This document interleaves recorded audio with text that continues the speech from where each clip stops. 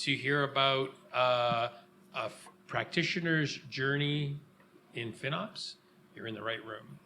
I'd like to introduce Deana. And Deana, I'll let you take over here.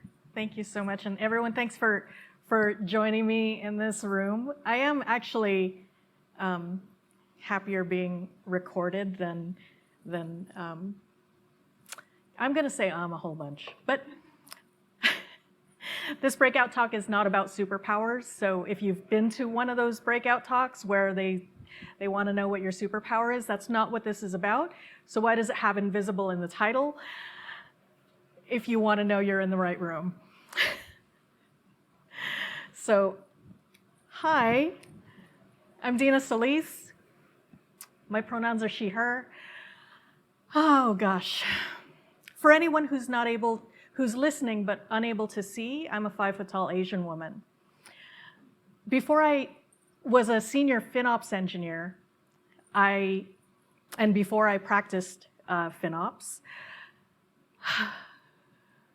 I'm going to take a breath just to calm a little bit. Thank you. I had a background in infrastructure management and service delivery in the healthcare space. And just prior to my current role, I contracted at Nike Technology, where I was in a product solution group. I brought my experience managing application and infrastructure lifecycle to a squad that had applications that were migrating to public cloud. So it became very obvious very quickly that if my job didn't evolve, it would become obsolete. So I'm here, so it evolved. About a year ago, I left Nike and joined Smarsh. They wanted to start building their FinOps practice. And if you aren't familiar with Smarsh, it's a digital archive company. I believe this is the 7th consecutive year that they were in the Gartner Magic Quadrant for their segment, if that means anything to you. And they're an AWS partner. That's where a lot of my experience lies. This is my first dedicated FinOps role. And I was the inaugural FTE with a FinOps title for that company, so pretty exciting. But what's really great is I joined a company with a great culture. In addition to my primary role, I co-lead a thing called Inclusion Advisory Council, which is a group dedicated to justice, equity, and diversity. And some really great things, some exciting things are happening at Smarsh, so you never know what's next in your path.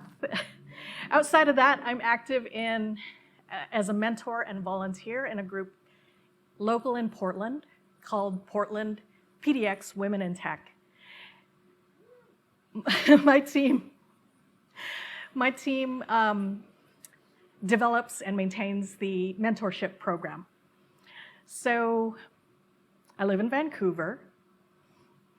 So someone here knew that. Where my partner and I have a blended family with 4 grown-ish sons. The youngest one, ironically, works at a restaurant called Cloud9. They know nothing about FinOps. Oh, I'm so glad somebody laughed at that. But they have many, many flavors of boba tea, and if you've never heard of that, you can ask me later. So, gosh, it is really great to see what I mean by trust? to be able to start the journey, like in the present day, and then unpack how I got here. And how do you even design a dream job or a career map when you're designing it and the job that you're about to go into doesn't even exist yet? So, hence topic number 1, choose your own adventure. Invisibility, let me just say, it has its pros and its cons. I will tell its story about mentorship. I will say that it is important to always train your replacement, painful though that might be. And I will close the journey talk. It won't be as depressing as it sounds, goal not achieved. And hopefully, some room for some Q&A. How do you choose your own adventure? How did I choose mine? I wanted to say a cool thing about adventures, and the first thing that I thought of is I don't like adventure. If I'm doing my job right, should it be an adventure? So, oh gosh, that's the familiar anxious voice, and it's here right now. It's inside my head, but if I take a moment, it'll calm down and be quiet. And what I know is that when you start to design your career, I have to say, if I had to design my dream job when I was a help desk technician at Washington State University, I would have said, why can't I just be paid to learn instead of paying tuition to learn? Little did I know that my wish was about to come true. It was just around the corner. And then the adventure would really begin. Something that I've learned is that learning happens at the edge of your comfort zone. So get uncomfortable. And before I continue, I just remembered to look at a thing that makes me calm, and that's this picture right here. This picture is way up at the top. You see Mount Hood. The road on this picture is part of a route from Cycle Oregon, from a Cycle Oregon route. And Cycle Oregon is a fantastic nonprofit that's been putting on epic rides for cyclists for the last 30 plus years. That group happens to have a really awesome photographer who is also my partner. And that little fluorescent yellow-green dot in the middle is me. Oh my gosh, thank you. It's so weird when you practice this and nobody's listening. I look at this picture because I was actually looking for the Rowena curves, because that's how I think of my journey, is a whole bunch of hairpin turns. The road you see here is pretty straightforward. It's literally straight, not complicated. You'd almost believe that you could see the beginning and the end, but actually you can't see either. And in fact, you can't tell if there's something behind the dip, behind those trees. You can't see the headwind. You can't see the semi-truck that may or may not appear in 60 seconds. Kind of like a career journey, a little thing called outsourcing. But obviously, I didn't draw the straight line. I might have wanted to draw a straight line from high school to college to dream job. Couldn't have happened, right? Even if you were leaving college 5 years ago, 10 years ago, FinOps would have meant something else anyway. I did go to Cal Poly Pomona, home of the Broncos, a state university known for its engineering programs. And you may have heard part of that story on the FinOps Pod episode.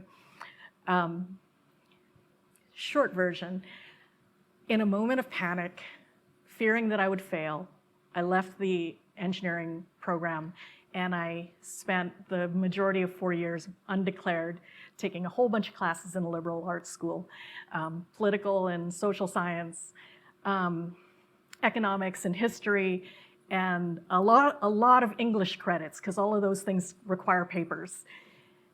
And it was really, it was something that fit, but it didn't fit my idea of what I was supposed to be, which was an engineer.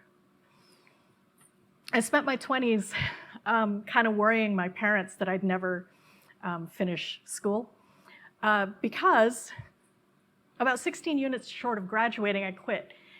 And I took an opportunity with my then part-time employer, Circuit City. If you remember them, I was part of grand opening their stores in Oregon and Washington, their first stores that would incorporate a small office, home office department, also known as the computer department, which I wanted nothing to do with. naturally, about 7 years later, because I'm an introvert, that sales focused job, I had entered a sales manager training program. It had a shelf life though for me. And about 7 years later, I decided, to my parents' relief, that I would go back, finish a degree. Tragically for them, it was in English. So yeah, how does all of that then lead me to back to tech? Even though I spent all of those years, those 7 years, working weekends and holidays and not saving in a 401k, I wasn't daunted. I was on commission, I was earning bonuses. I had a certain amount of autonomy that people in my age group, I didn't see them have that. And so there were things that I was pretty proud of. But I had my share of panic attacks.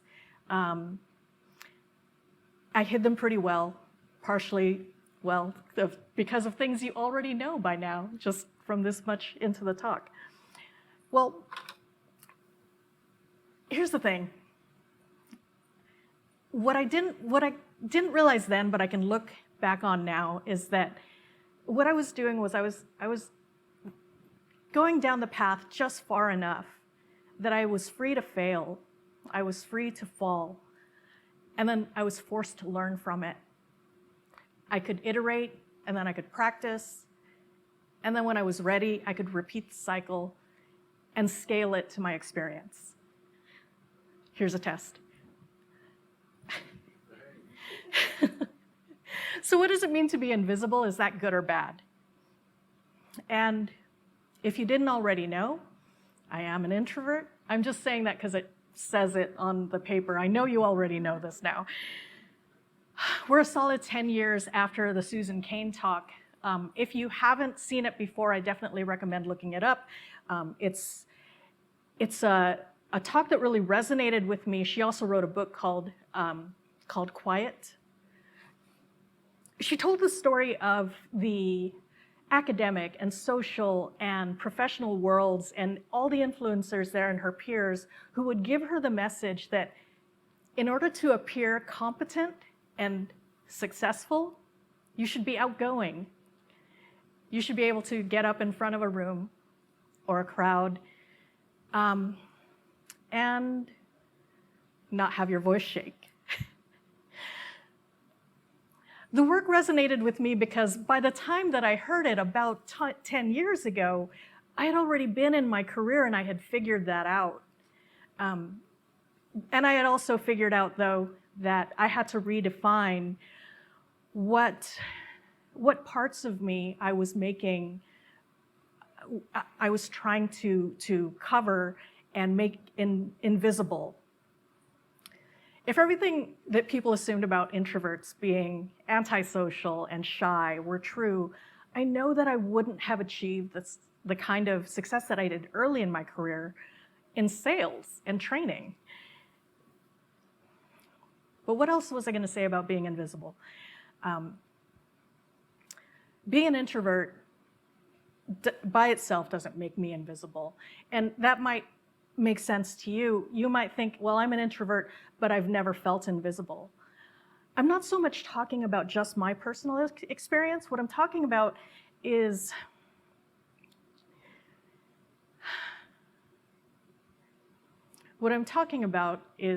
the organizing systems that value some people over others,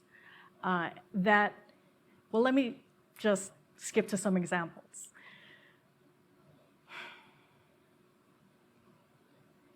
I've written this before, but I've never actually spoken it out loud. I'm the descendant of a people whose names were replaced by Spanish ones centuries ago under the rule of colonizers. I'm the daughter of immigrants who stopped speaking their native tongue to their children at home after my older brother was bullied in kindergarten for his Tagalog accent. I'm a near cousin to people who have lived and worked in shadows to support their families for many years on expired visas. I know a thing about making myself invisible. I know that most of us who are or who have been don't ask to be erased. I know that most of us without power understand that invisibility can offer safety from harm and threat. Invisibility is both liberating for me, the way I think of it, when I get to get out of the spotlight. And it's oppressive when it allows someone else to erase important parts of my identity. Can you tell I love talking about this? I need to talk about it, though. There's a concept about people who look like me. You might have heard of this before. I won't spend too much time on it, but I grew up in the shadow of an assumption that my race was the model minority.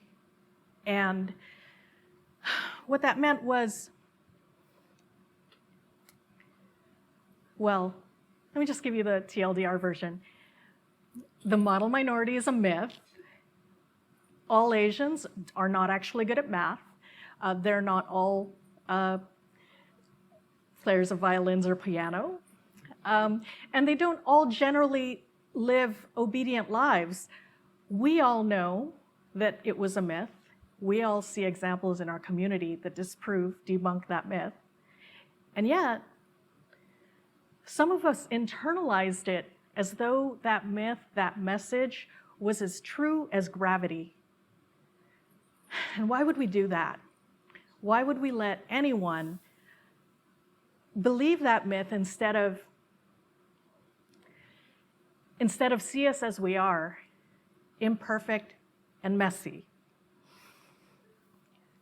Well, because the carrot and the stick, because of the protection that it offered from harm, because of the fact that under that invisible shield, this is just my theory, we were allowed to have a certain amount of success, maybe not power, but at least safety and comfort, and some pretty big paychecks. But not for all of us. And that's the part that stays invisible when we allow others to think that this myth is in any way real. I'm gonna just skip down a little because I know that, I want to have a little interactive Q&A. But people say that they're iterating in DevOps and FinOps and all of our opses. And we're agile people. But the very first part of that becomes with making the invisible visible, that constant feedback loop. And, without that, all you're doing is using somebody else's benchmarks to decide what you're supposed to do for yourself. And that's kind of the consistent message I have. So now I want to talk about mentorship with this funny picture. Oh my God, this is being recorded. So, That's not funny. This is being recorded. I tell this story about how I came to own my identity as a mentor in a period of heat exhaustion during my first obstacle race. And just for background, I decided to sign up for this race without training. I took some kind of assessment test that said, if you can do 50 burpees in this amount of time, you can run this race. It's true, I didn't die. This is actually a warrior dash. I did 2 warriors and 1 Spartan. But that's the first one. A lot of my adventures start out solo because introvert. This is important. I was just fine. I knew I was going to fail on some things. And I thought I was prepared, but what I didn't expect was to find these runners who, at every obstacle, they would just kind of look around them and check and see if anyone needed help. They would ask if they needed help. Are you okay? You doing all right? I mean, I know what I looked like, so naturally they would ask me that. And I would keep waving them off. I'm good, until this one set, shortly before this picture, a series of mounds of mud. They looked like a sine wave curve? They go up only about 5 feet, but down about 5 feet. So again, with the invisible. You'd climb up the first one, slide down, then you're all wet. You go up the second one, you're wetting the mud as the more runners that pass through this obstacle make it more difficult. And I got through the first couple, powered through them. And by the third one, it was impossible. It just seemed impossible. I remember seeing someone stretching out a hand, and other people too, yelling very helpful tips. More traction over here, not as deep over there. Whatever.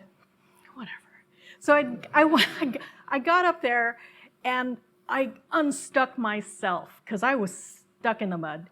And I started going up and I realized it was easier because my foot had come out of my shoe and I was using my toes.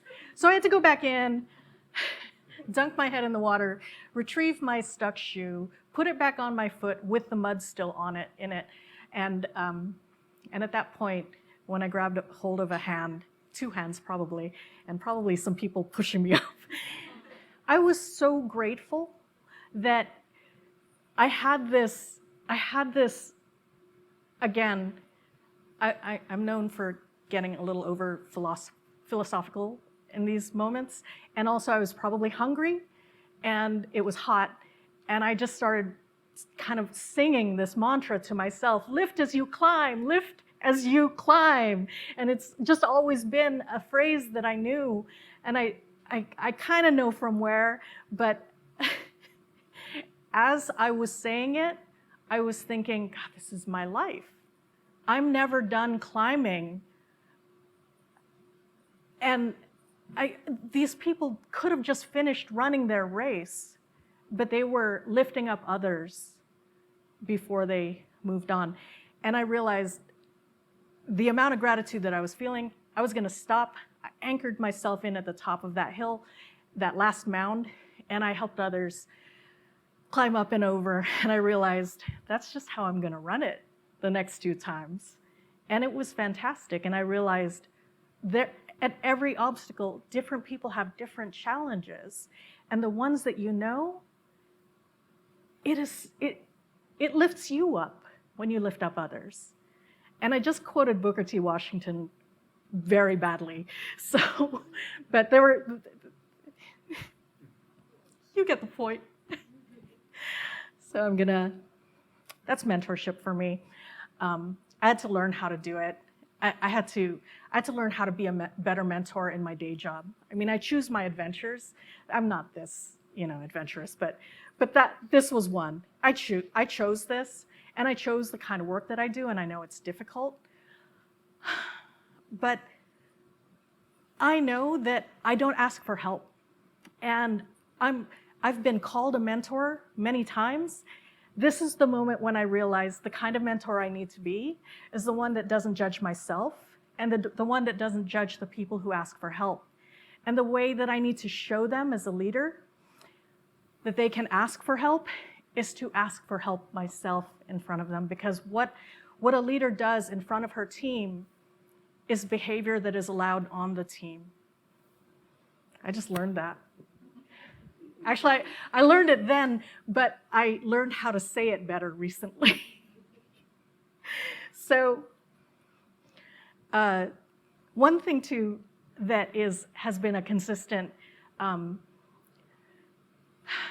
trait in my whole journey is that every time that I've moved ahead in my career, it has been because there was someone to replace me. So, when my department was outsourced and and I was about to be laid off, it was because I had trained my team of replacements overseas. And that was the best thing that could have happened for me, because that was my exit from data center services, data center service delivery, and into the cloud. So, oops. So goal not achieved. Oh my gosh, how did I know I was going to be a watcher of clouds? Look at this picture. It's what I was doing. It's what I'm doing all the time. That's the Columbia River. Off to the west is the Glen L. Jackson Bridge. I feel like if I do this, if I keep telling this story and stories like it, I might leave my industry in a little better place than how I found it. And I believe that it will be, because you will all be telling your stories, right? Questions? Oh, good. Okay, so what chalk talks is everybody going to? Oh, you're all done? Yeah. All right, Q&A. So thank you, Deana, for your talk. And do folks have questions for Deana on her journey or anything that she talked about during her talk? And I can bring the mic to you.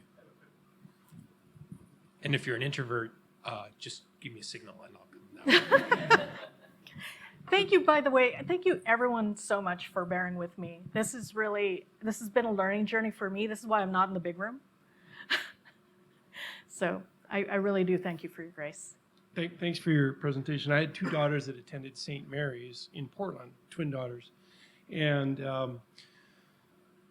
one of the things I spent a lot of time, because I've been in tech forever, was trying to figure out how to get young girls, which was easier to do in that school because they weren't inclined to be inhibited like they would in a co-ed school. Right. But how are you finding ways to get young girls into tech? Because they seem to be sort of pushed in the wrong direction. And I think it's a really important thing to drive down into the lower schools and high schools and elementary schools. Mm-hmm. So first we have to be visible. First we have to let them know that we're out here, and that's why I joined Portland Women in Tech, PDX WIT. It's why we try to get out into the community and have women in engineers. And okay, but we also need to be, we need to call on friends like you, friends and allies and parents, dads like you, and let you know that thank you for also getting involved in your daughter's educations, but do what you can do to sponsor a voice of one of your female colleagues. Get the voices that actually model what they can be in the center. And that's what's going to make the difference. Make the invisible visible. We've always been here. We've always been here. We've been very quietly out of view, protecting ourselves and being a primary paycheck earner in our homes. That is so much of our story. So many working women of color, single parent earning households, primary earners, don't have the luxury of complaining when they don't get a promotion, even though they did all the work. I could have made this whole talk a story of all the job titles that I didn't achieve. That's actually where that last slide came from, goal not achieved. I've been on a short list for a whole lot of interview processes I can't be bitter about, because what I learned from those processes was what they were looking for. I knew I had the skills, but I couldn't make them believe that I was the person they could picture in that role. And that's something we change in rooms like this. We change by doing and experimenting, taking a chance. If you're building an agency right now, if you're building a company right now, and you're wondering how to make it more diverse, that is a fantastic question. And I think I think that we just keep practicing over and over. I think we're at time. No, we're good. We're good. Does anyone else have a question? Yeah. Actually, at our company, we have a strong diversity program. So I think even in our women in technology, if you think about women in technology, it's Where did you say? A strong diversity program. No, I mean, where are you working? Oh, Invesco. Invesco. Invesco. Is that where? Yeah, Okay. we're a global asset management company. So I'm growing this space, right, FinOps, and I can't seem to pitch, the benefits of coming and helping grow this organization. So, what kind of tips or advice can anyone give, including yourself, on how you start pitching this industry? Because I find it very exciting. It is. But most people go, oh, well, it just sounds like accounting, or I don't, especially as even if I think about the women in our women in technology program, which I'm a mentor, they're going, oh, well, I don't want to do this because it sounds like accounting. I want to do tech and those sort of things. So. Those are But this very is valid we're the unicorns, responses. What I would say though is that their responses are valid if they're wanting to be in a different if there are people who are underrepresented in tech and they want to be in tech, get them in tech, get them into software engineering, get them into platforms, but if they don't know, or if they could be coerced, here's what it's about. It's making the invisible visible. This is everything about FinOps is we use the term showback quite a bit. It seems like such a rudimentary skill to be able to reflect on data you already have, but only when it is shaped into familiar patterns that look like your organization's is it actionable. That's when the invisible becomes visible. There's something really important too about how I got to be a code switcher with regard to tech and finance. I do have an MBA from Portland State University. I skipped that one. But I have that, and I have the years of getting technical certifications to move forward in my engineering side career path. But so I have the two languages to put together, but I knew to look for gaps because I grew up bicultural, multicultural. It's really important to look at the person who you may have your business in a place where everyone does look the same, and that is, you're not going to get any diversity because you are in a different global region, and that's okay. Listen to your youngest tech. Find your youngest engineer, ask what they think. Are these anti-patterns? Are these patterns that make sense to you?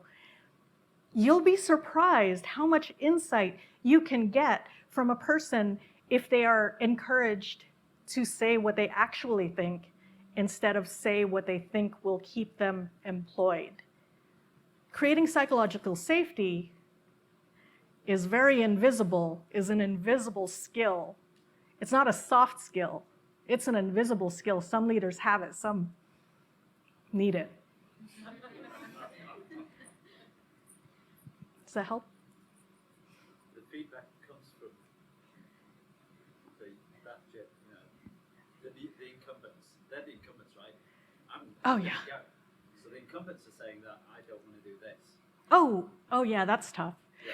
But, and I mean, I won't pretend to have to know what the answer is for your region or your sector, but I will say that it is hard to attract people. I ended up in my role because there was no incentive to go into it. Nobody wanted to do it. I wanted a paycheck. And I knew that I could. Once I got here, I knew that there were going to be problems to solve. And who doesn't want to just keep playing? That's what I earned, was the ability to keep playing. Every time I hear a professional basketball player or tennis player, when they ask these players, what's your dream? What could you do if anything, their dream is always to just play forever. And that's what this kind of career can be, because it's never going to get boring. And now I really am at time Yeah, that was a great way to end. And actually, you have one surprise for us still, because Deana will be at the Chalk Talks tomorrow. So don't forget to go there and see I will her. be hunting all of you down to thank you for joining my talk today. I really appreciate it. Thank you, Deana. Let's round of applause for Deana. JR here from the FinOps Foundation. Thank you for watching. Please go to FinOps.org if you want to get plugged into this amazing community. And of course, hit subscribe right here on YouTube to get all the future content. Hope to see you soon.